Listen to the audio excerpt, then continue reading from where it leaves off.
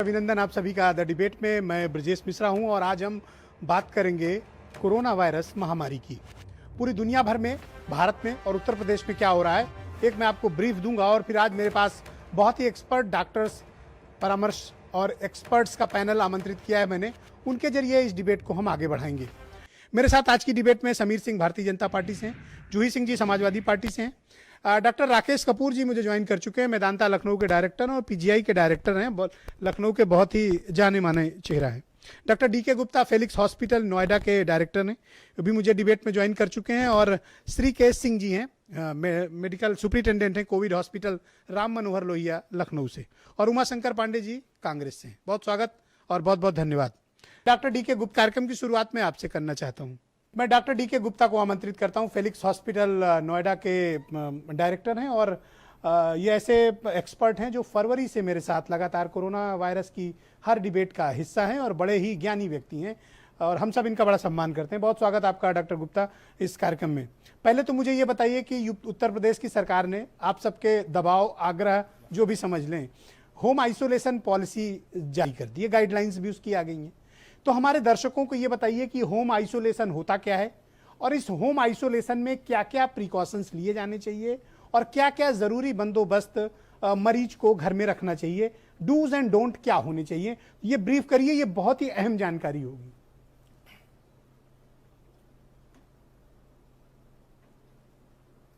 बिल्कुल। तो हमारे जो 25 करोड़ जनता है उत्तर प्रदेश की, उसको देखते हुए कि केसेस बढ़ेंगे और शायद फ्यूचर में हमें नंबर ऑफ बेड्स कम पड़े, और दूसरा ये भी है कि एसिम्प्टोमेटिक जो पेशेंट्स होते हैं जिनमें लक्षण नहीं होते, उनको आइसोलेशन वार्ड से डर बैठ गया है, क्योंकि वो घर से दूर 14 दिन रहते हैं, 10 दिन रहते हैं हॉस्पिटल में, तो वहां उनके अंदर एक फोबिया हो गया है, तो इसलिए वो जाना नहीं चाहते।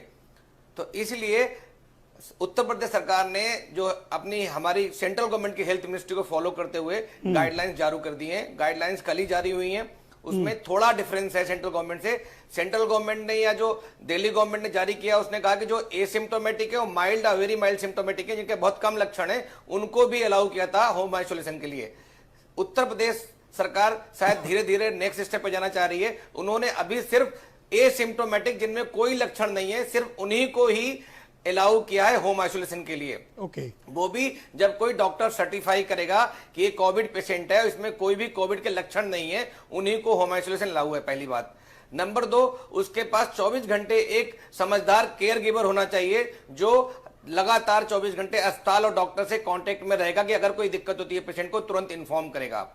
इसके अतिरिक्त जो इम्यूनो कंप्रोमाइज पेशेंट हैं, जिनके अंदर रोग प्रतिरोधक क्षमता बहुत कम है, जैसे एचआईवी के पेशेंट्स हैं, कैंसर के पेशेंट हैं, या जिनको कोई ऑर्गन ट्रांसप्लांट हुआ है, किडनी ट्रांसप्लांट हुआ है, उन लोगों को होम आइसोलेशन अभी भी अलाउ नहीं किया गया है। उनके अंदर सिम्टम है या नहीं है उससे नहीं फर्क पड़ता, बट उनको अभी भी अलाउ नहीं किया गया।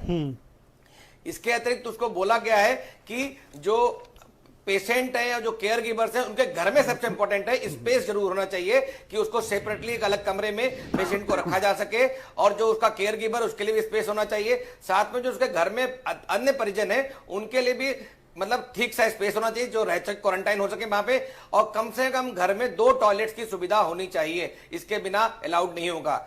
जो भी घर में पेशेंट है उसको आरोग्य सेतु डाउनलोड करना पड़ेगा और अपना रिस्क देखना पड़ेगा वहां पे।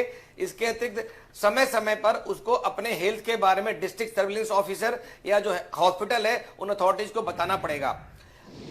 सबसे इंपॉर्टेंट जो डेंजर साइन है क्या पता होने चाहिए, बिकॉज जब हम होम आइसोलेशन में होते हैं तो थोड़ा मेडिकल जो फैसिलिटी है उससे दूर होते हैं, तो हमें सबको पता होना चाहिए कौन से डेंजर साइन है, कौन से अलार्मिंग सिम्टम है जिस समय हमें हॉस्पिटल में कांटेक्ट करना है। तो वो क्लियर कट डिफाइंड है। वो सेंट्रल गवर्नमेंट और स्टेट गवर्नमेंट के सेम है बिल्कुल, कि अगर आपको सांस में तकलीफ हो रही है, बिल्कुल अगर आपको सांस में तकलीफ हो रही है, तो या आपका सेचुरेशन लेवल 95% से कम जा रहा हो, या आपके चेस्ट में पेन हो, छाती में दर्द हो या भारीपन हो, या आपको कंफ्यूजन हो रहा, आपका डिसोरिएंटेशन हो रहा, अचेतना हो रही हो, या आपकी आवाज लड़खड़ा रही हो, स्लरिंग ऑफ स्पीच हो, दौरा पड़ रहा हो, कल 9 पेज की गाइडलाइन जारी हुई डॉक्टर साहब, या आपके इसमें कहा गया कमजोरी आ कि रही है, घर पे बीपी मीटर होना चाहिए, टेम्परेचर नापने का आइटम होना चाहिए, पल्स ऑक्सीमीटर होना, ऑक्सीमीटर होना चाहिए, न जाने क्या क्या गाइडलाइंस हैं। अब इतना सामान कोई खरीदेगा तो इससे अच्छा जाके अस्पताल में भर्ती हो जाएगा।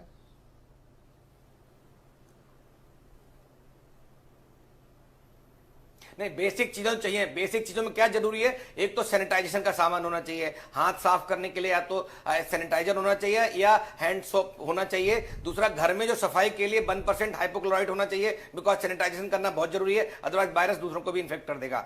तीसरी बात, थर्मामीटर होना चाहिए जो मरीज का बुखार चेक करेगा। चौथी बात सबसे इंपॉर्टेंट है, पल्स ऑक्सीमीटर होना चाहिए, जिससे हम उसके शरीर में कितनी मात्रा है ऑक्सीजन की, क्या सैचुरेशन है वो चेक कर सकते हैं। अच्छा, ये सब तो चलो ठीक है, पॉसिबल हो ये तो मेडिकल इक्विपमेंट है, होने चाहिए, I do agree with you.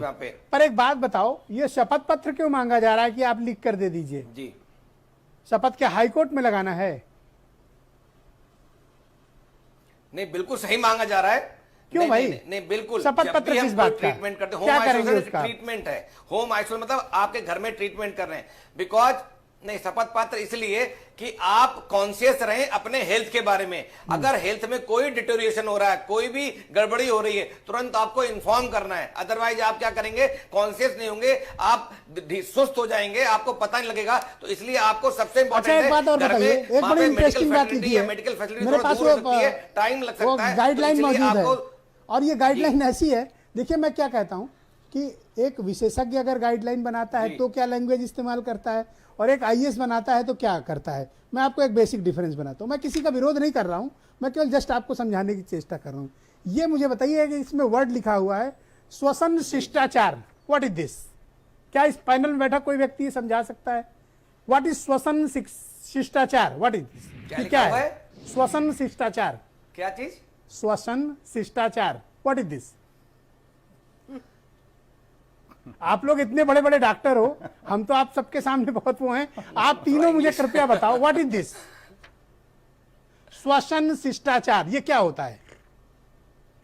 इसीलिए कहता हूं भाई साहब कि गाइडलाइंस एक्सपर्ट से बनवाओ, गाइडलाइन आईएएस अफसरों से मत बनवाओ। मैं हमेशा निवेदन करता हूं इस बात का, जिसका जो काम है वो करने दो। ब्रजेश मिश्रा पत्रकारिता करते हैं, एंकरिंग करते हैं, तो ब्रजेश मिश्रा को करने दो ना।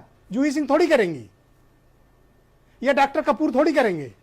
ये काम तो डॉक्टर कपूर, डॉक्टर गुप्ता और डॉक्टर सिंह का है, ब्रजेश मिश्रा का थोड़ी ना है। बस मैं यही कहना चाहता हूं, मेरा और कोई ऑब्जेक्शन नहीं है। डॉक्टर साहब, एक तो मुझे बताइए कि अगर होम आइसोलेशन पॉलिसी अब लागू हो गई है, हमें कौन कौन से इक्विपमेंट घरों पे रखने चाहिए, क्या प्रिकॉशंस लेने चाहिए? दूसरी बात यह है कि अब से थोड़ी देर पहले एक नई गाइडलाइन आई है। सर, इतनी गाइडलाइन आ गई कि मैं कंफ्यूज हो गया हूं, और मुझे लगता है कोरोना खुद कंफ्यूज हो जाएगा उत्तर प्रदेश सरकार की गाइडलाइन और जियो से जो आदेश जारी होते हैं। पक्का कंफ्यूज हो जाएगा अगर कोरोना जान जाएगा तो। एक नया गाइडलाइन अब से आधे घंटे पहले आई है, डिबेट शुरू करने से पहले, कि साहब अगर आप होम आइसोलेशन में हैं और कोई लक्षण नहीं मिलते हैं, 7 दिन बाद आपको रिकवर्ड मान के हम अपने डेटा से हटा देंगे। भाई, तो रिकवर्ड कैसे मानेंगे जब तक आप दोबारा से उनका टेस्ट नहीं करेंगे, दोबारा से जांच नहीं करेंगे? आपको पता कैसे चलेगा कि वो सिम्टम्स बचे हैं अथवा नहीं बचे हैं? ये तो मुझे लगता है बहुत हड़बड़ी है, बहुत जल्दबाजी है, इससे बचना चाहिए। क्योंकि वो व्यक्ति संक्रमित रह गया, आपने रिकॉर्ड में रिकवर्ड दिखा दिया, और वो व्यक्ति अगर समाज में संक्रमण फैला रहा है तो ये बड़ी घातक स्थिति होगी। डॉक्टर गुप्ता जी, तीनों सवाल बड़े अच्छे हैं। पहला सवाल का आंसर देता हूं कि घर में क्या क्या इक्विपमेंट होंगे। मैं पहले ही बता चुका हूं आपको, थर्मामीटर होना चाहिए, एक पल्स ऑक्सीमीटर होना चाहिए मेनली, और उसके अलावा हैंड हाइजीन के लिए आपका अल्कोहल या सोप होना चाहिए, और साथ में सैनिटाइजेशन के लिए कुछ दवाएं भी होनी चाहिए, होना चाहिए, कुछ दवाएं भी होनी चाहिए। तो बेसिक इक्विपमेंट है, बेसिक इंस्ट्रूमेंट है, इसके अलावा कुछ जरूरत नहीं है। दवाएं, नॉर्मल दवाएं, जैसे कि मान लीजिए फीवर के लिए आपका पैरासीटामोल होना चाहिए, ठीक है। अगर कोई खांसी है तो कफ सिरप एस्टीम ले सकते हैं आप, विटामिन सी ले सकते हैं। तो बेसिक दवाएं जो हम आजकल ले रहे हैं वही दवाइयां चाहिए, इसके अलावा कोई अन्य दवाइयां नहीं चाहिए, और स्पेसिफिक कोई दवाई की जरूरत भी नहीं होती है एसिम्प्टोमेटिक केसेस में, ठीक है। उनकी इम्यूनिटी काफी है उसको ठीक करने को, इलाज करने के लिए। क्वेश्चन नंबर 2 सबसे ज्यादा इंपॉर्टेंट मैंने बताया, जब भी आपके स्वास्थ्य में डिटोरिएशन हो रहा है, जो मैंने डेंजर साइन बताए थे कि अगर आपकी सांस में तकलीफ है, या आपके चेस्ट में पेन है, भारीपन है, आपके फेस या मुंह नीला हो रहा है, होंठ नीले हो रहे हैं, या आपको कोई दौरा पड़ रहा है, या कंफ्यूजन हो रहा है, या अचेतना की अवस्था आ रही है, या कोई हाथ पैर में कोई कमजोरी आ रही है, टिंगलिंग नमनेस आ रही है, तो इस तरह के कोई सिम्टम आ रहे हैं, तो इट मींस आपकी या तो रेस्पिरेटरी प्रॉब्लम बढ़ रही है, या कोरोना आपके ब्रेन को इफेक्ट कर रहा है, या आपके हार्ट को इफेक्ट कर रहा है। तो 3 सिस्टम्स को इफेक्ट करता है इनिशियली। तो इनमें अगर कोई सिम्टम्स आ रहे हैं तो आपको तुरंत अपने डॉक्टर को इन्फॉर्म करना है। एक बड़ी इंटरेस्टिंग बात बताऊं, अभी जब मैं थोड़ी देर पहले मुझे बहुत इंपॉर्टेंट है, बड़े मशहूर चिकित्सक हैं, उन्होंने मुझे अभी व्हाट्सएप किया है, और ये श्वसन शिष्टाचार क्या है इसके बारे में बताया है। एक्चुअली इसका नाम है कफ एटिकेट। तो जिन्होंने गाइडलाइन बताई आईएएस महोदय ने, उनको शायद ये पता नहीं रहा होगा, तो उन्होंने गूगल करके चेक किया और इसको श्वसन शिष्टाचार लिख दिया। ये बेसिकली कफ एटिकेट है कि आप जब खांसें तो उस वक्त मुंह में रुमाल रख लें, या जैसे होता है ना कि हम लोग खांसते हैं तो एक्सक्यूज मी करते हैं या अपना चेहरा दूसरी तरफ मुझे लगता है इंग्लिश यूज करनी चाहिए, ऐसी जगह ब्रैकेट में वो लिख भी देना चाहिए उनको। वो नहीं, उन्होंने डॉक्टर साहब ने भेजा कि वो इसका नाम एक्चुअली कफ एटिकेट है। वो गूगल से ट्रांसलेशन के चक्कर में वो अधिकारी महोदय ने गड़बड़ी कर दी होगी। Yes doctor Gupta, go ahead. जी, तो आपका जो लास्ट बट आई क्वेश्चन बहुत इंपॉर्टेंट था कि लोग डिबेट में लाइव बहुत इंटरवेंशन सारी करते स्टडी हो हैं चुकी है और अपनी दुनिया भर जानकारी में देते हैं। आई कि अप्रिशिएट। अगर कोई पेशेंट सिम्टोमेटिक है तो ऐसे पेशेंट जो सिम्टोमेटिक हैं, जिनका इलाज किया गया है और 7 दिन बाद उनको कोई सिम्टम नहीं है और लास्ट 3 दिन से कोई बुखार नहीं आया उनको, तो उनमें देखा गया कि वो कोरोना इन्फेक्शन को फैलाते नहीं है, ट्रांसमिट नहीं करते हैं। उनमें ट्रांसमिशन रेट लगभग 0 के बराबर ही है। Okay. तो इसलिए उनको डिस्चार्ज कर देना चाहिए। तो ये पॉलिसी हम नहीं, दुनिया के बहुत सारे देश अपना चुके हैं, उसमें कोई नुकसान नहीं है। और ये गाइडलाइंस उत्तर प्रदेश सरकार अपनी नहीं बना रही है, ये उत्तर प्रदेश सरकार सेंट्रल गवर्नमेंट से, मिनिस्ट्री ऑफ हेल्थ से, आईसीएमआर से सिंक करके उनकी गाइडलाइंस को अपने हिसाब से कस्टमाइज करके एडॉप्ट कर रही है। तो इसमें कोई बुरी बात नहीं है कि अगर कोई पेशेंट सिम्टोमेटिक था, हमने इलाज किया।